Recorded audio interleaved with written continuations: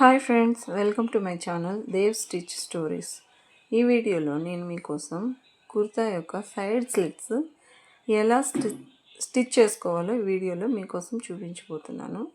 First of అయితే మనము 21 inches దగ్గర హిప్ లూజ్ మార్క్ చేసుకున్నాం కదా, అక్కడే సైడ్ స్లిట్స్ మనము స్టార్ట్ చేసుకోవాలా.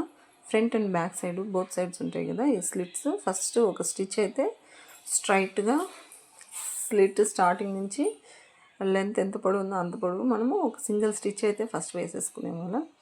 ఇలా వేసుకున్న తర్వాత ఫ్రంట్ సైడ్ కూడా మనము టర్న్ చేసుకొని ఫ్రంట్ సైడ్ కూడా సేమ్ సింగిల్ స్టిచ్ అయితే బాటమ్ నుంచి ఇక్కడ నేను చూపిస్తున్న విధంగా అక్కడ నుంచి ఆ వి షేప్ వచ్చేలాగా వస్తుంది కదా స్లిట్స్, అక్కడి దాకా మనము ఈ సింగిల్ స్టిచ్ అయితే వేసుకునేస్తాము ఫస్ట్.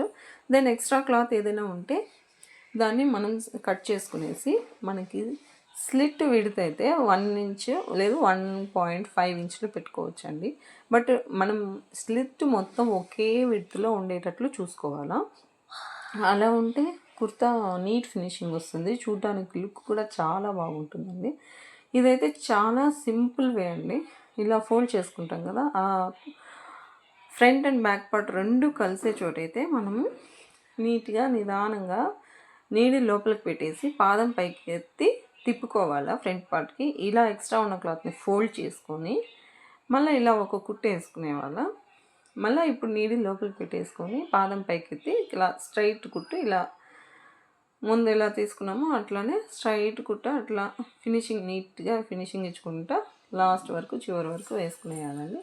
ఏదైనా మనకు ఆ కార్నర్లో క్లాత్ కొంచెం ఎక్స్ట్రా అట్లా ఉండింది అనుకోండి, నేను ఇక్కడ చూపిస్తున్నట్లు స్ట్రైట్గా కట్ చేసేసుకుంటే సరిపోతుంది.